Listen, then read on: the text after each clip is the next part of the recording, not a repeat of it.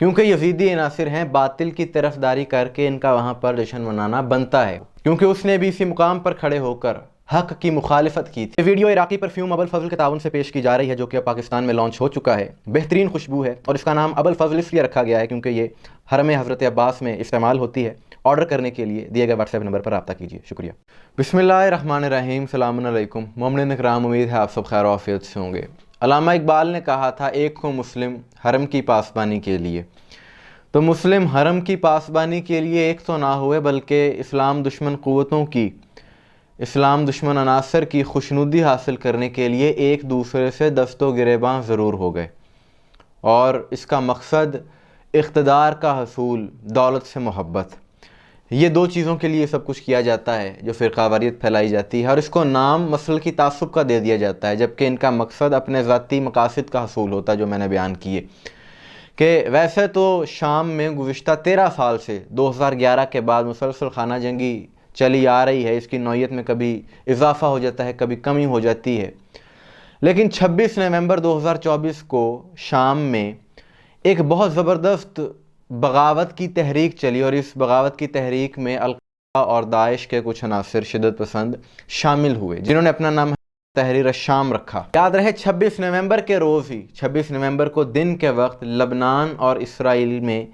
جنگ بندی کا معاہدہ طے پایا تھا، اور 26 نومبر کو ہی رات کے وقت شام میں بغاوت کا یہ سلسلہ شروع ہو گیا، اور اس کے پیچھے سنی فنڈنگ تھی۔ اس بات کا اقرار انہوں نے آج کر لیا ہے، ترکی کے ذریعے ان کی صورت کاری کی جا رہی تھی۔ یہ شدت پسند، یہ باغی اس قدر تیزی سے اپنی تحریک کو لے کر پورے ملک میں پھیلے جس کی توقع نہیں کی جا رہی تھی۔ اس کی وجہ یہ ہے کہ پلاننگ ان کی بہت زیادہ تھی، فنڈنگ ان کے پیچھے بہت زیادہ تھی۔ وسائل جب بہت زیادہ ہوں اور باطل قوتیں جب پانی کی طرح پیسہ بہائیں تو یہ چیزیں بڑی جلدی کامیاب ہوتی ہیں۔ تو ایسا ہی ہوا۔ 8 دسمبر کو یعنی گزشتہ روز شام میں بشار الاسد کی حکومت کا اختتام ہو گیا۔ اس وقت دمشق کے حالات بھی خراب ہیں، اور بتایا جا رہا ہے کہ پورے شام میں متعدد ایسے مسلح گروہ ہیں جن کی نظریں اس وقت وہاں کے اقتدار پر جمی ہوئی ہیں کہ کسی طریقے سے یہ اقتدار کی رسی ہمارے ہاتھ میں آ جائے۔ گزشتہ ماہ 11 نومبر 2024 کو ہم نے ایک ویڈیو کی تھی کہ جب ریاست کی جانب سے شام میں بی بی زینب سلام اللہ علیہا کے حرم کے نزدیک ایک سٹرائک کیا گیا تھا، اور اس سٹرائک میں 7 افراد سمیت ایک مزاحمتی فورس کا انتہائی اہم کمانڈر بھی شہید ہوا تھا۔ ہم نے اس میں گولان ہائٹس کی مکمل تفصیلات بتائی تھیں،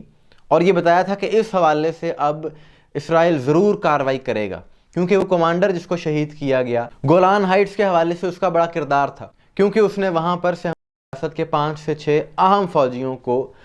فنار کیا تھا۔ گزشتہ 50 سال سے گولان ہائٹس کا یہ تنازع چل رہا تھا، جو کہ تقریباً 25 کلومیٹر طویل پہاڑی سلسلہ ہے، جو کہ شام کا حصہ تھا جس پر صہیونی ریاست نے ناجائز قبضہ کیا ہوا تھا،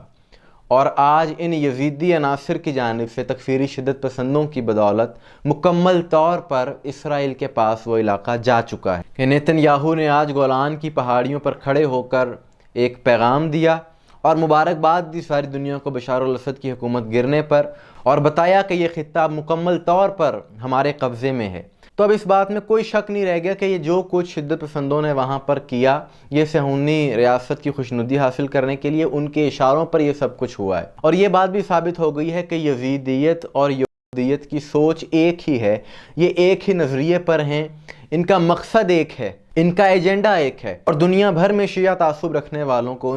کی خوشنودی بہت بہت مبارک ہو۔ آپ کو مبارک ہو، آپ جو چاہتے تھے آپ کو مل گیا۔ اس وقت 2 عناصر بہت زیادہ خوش ہیں، ایک اسلامی گیٹ اپ میں تکفیری ناسمی ملا بہت زیادہ خوش ہیں، اور دوسری اسلام دشمن قوتیں بہت خوش ہیں۔ اسلام دشمن قوتیں اس لیے خوش ہیں کیونکہ ایران کا براہ راست لبنان کے ساتھ رابطہ منقطع ہو گیا ہے، زمینی راستہ، تو اس وجہ سے مزاحمتی سرگرمیوں میں کمی آ جائے گی، اور فلسطین کے مسلمانوں کی مشکلات میں مزید اضافہ ہو جائے گا۔ یہ سب کچھ اس یزیدی تکفیری سوچ رکھنے والے عناصر کی وجہ سے ہوا ہے۔ اسلام دشمن قوتیں تو اس وجہ سے خوش ہیں، اور یہ تکفیری عناصر اس وجہ سے خوش ہیں کہ جو انہیں ڈمی اقتدار مل گیا ہے، اور اس حوالے سے انہوں نے امیہ مسجد میں جا کر بڑا جشن بھی منایا، ایران کے خلاف بہت زیادہ نعرے بازی بھی کی، کیونکہ یزیدی عناصر ہیں باطل کی طرفداری کر کے ان کا وہاں پر جشن منانا بنتا ہے۔